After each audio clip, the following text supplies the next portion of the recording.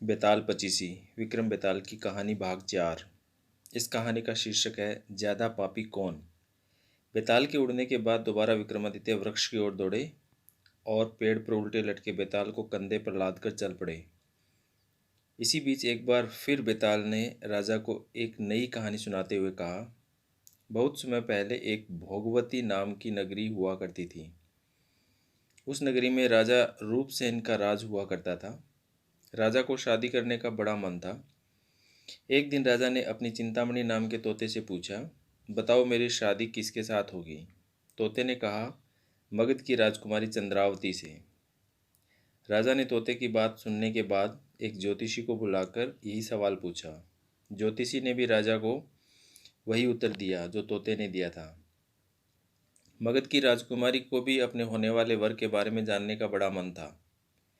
राजकुमारी ने अपनी मैना मंजरी से पूछा, अरे यह बताओ मेरा विवाह किसके साथ होगा। मैना ने भी राजकुमारी को राजा रूपसेन से शादी की बात बताई। इतना सुनने के बाद दोनों नगर की तरफ से शादी का न्योता एक दूसरे को भेजा गया, जो स्वीकार हो गया। इस तरह राजा रूपसेन और राजकुमारी की शादी हो गई। शादी के बाद में रानी अपने साथ मैना को भी लेकर आई। राजा ने अपने तोते से मंजरी मैना की शादी करवा दी और दोनों को एक ही पिंजरे में रख दिया। एक दिन किसी बात को लेकर मैना और तोते में बहुत बहस होने लगी। मैना गुस्से में कहने लगी, पुरुष पापी, धोखेबाज और अधर्मी होते हैं। फिर गुस्साए तोते ने कहा, स्त्रियां लालची, झूठी और हत्यारी होती हैं। दोनों के बीच झगड़ा इतना बढ़ गया कि वह बात राजा तक पहुंच गई। राजा ने दोनों से पूछा, क्या हुआ, तुम दोनों क्यों लड़ रहे हो।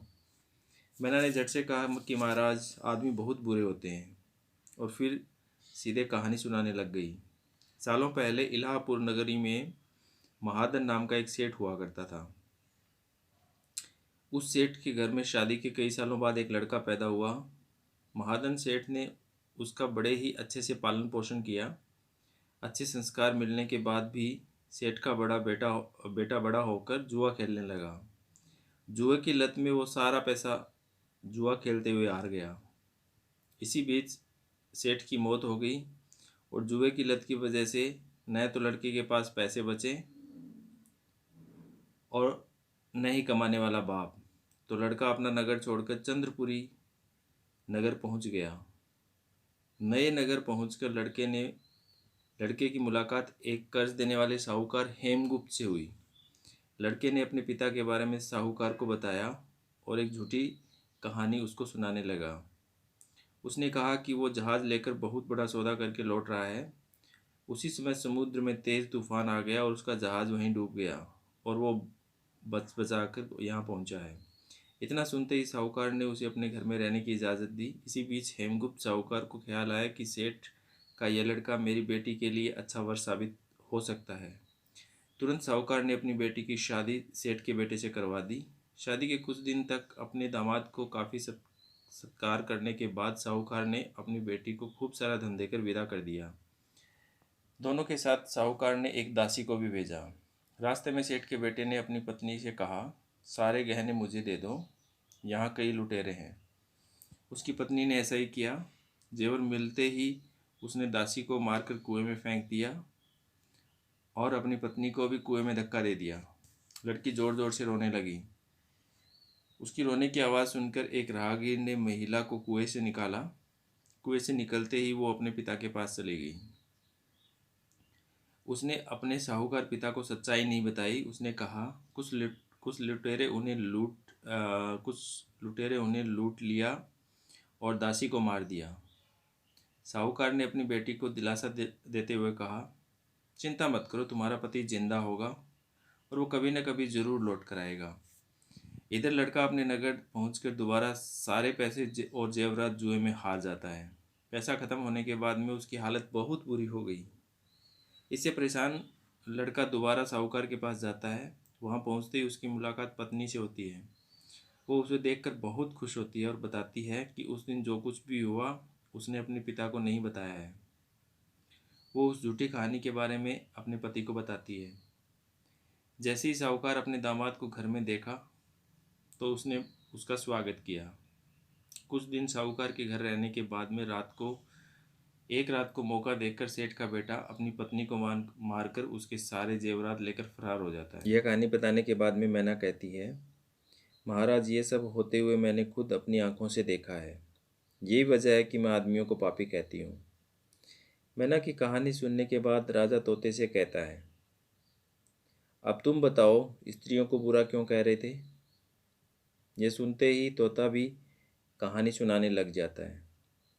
वो बताता है कि एक समय वो कंचनपुर में सागरदत्त नाम के सेठ के यहाँ रहता था।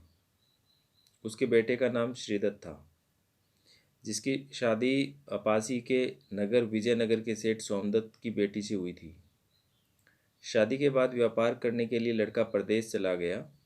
उसकी पत्नी जयश्री उसका इंतज़ार बेताबी से करती थी, लेकिन 12 साल गुजर गए, लेकिन वो प्रदेश से लौटकर नहीं आया। अपने पति का इंतज़ार करते हुए एक दिन महिला अपनी छत में एक पुरुष को आते हुए देखती है।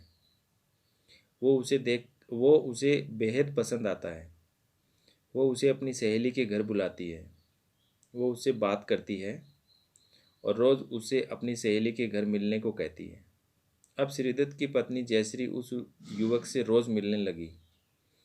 ऐसा होते होते कुछ महीने बीत गए। इसी बीच एक दिन जयश्री का पति श्रीदत्त प्रदेश से लौट आता है। महिला अपने पति को देखकर परेशान हो जाती है। थका हारा श्रीदत्त आराम करने के लिए बिस्तर पर लेटते ही एकदम सो जाता है। मौका देखते ही उसकी पत्नी उस युवक से मिलने के लिए अपने सहेली के घर चली जाती है। रात को उसे बाहर जाते हुए देखकर एक चोर उसका पीछा करता है। वो देखता है कि वो किसी के घर में चली गई। अफसोस, वो युवक सांप के काटने की वजह से मर जाता है। जैसे ही जयश्री उसे देखती है तो उसे लगता है कि वो सो रहा है। वो उसके करीब जाती है।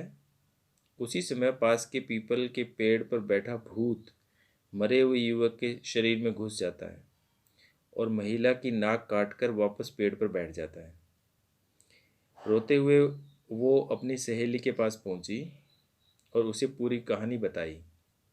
सब सुनकर उसकी सहेली जयश्री को सलाह देती है कि चुपचाप घर चली जाओ और ज़ोर ज़ोर से रोने लग जाना।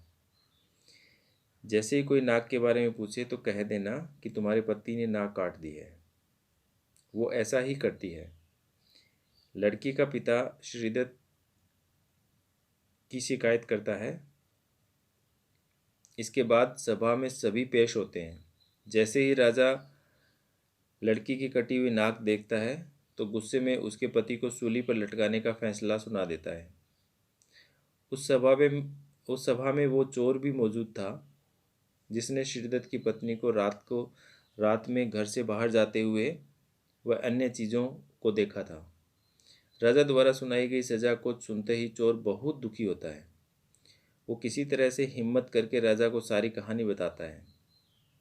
कोई भी उसकी बात पर विश्वास नहीं करता, तो चोर कहता है, आप वहाँ चलकर देख लीजिए, भूत भी वहीं है और युवक की लाश भी है।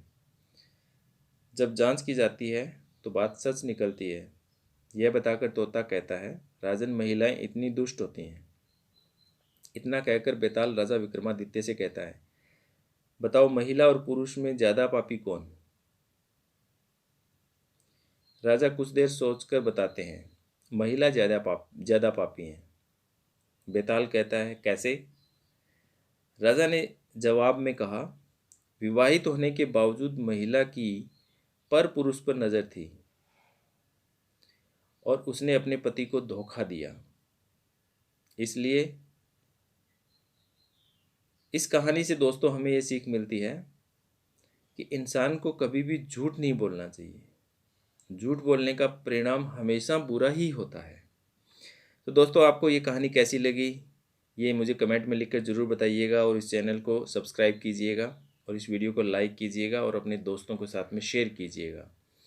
आगे भी और वीडियोज़ मैं बनाता रहूँ, इसके लिए मुझे मोटिवेशन के तौर पे आप लाइक, शेयर, कमेंट सब कुछ कीजिएगा। Thank you so much guys.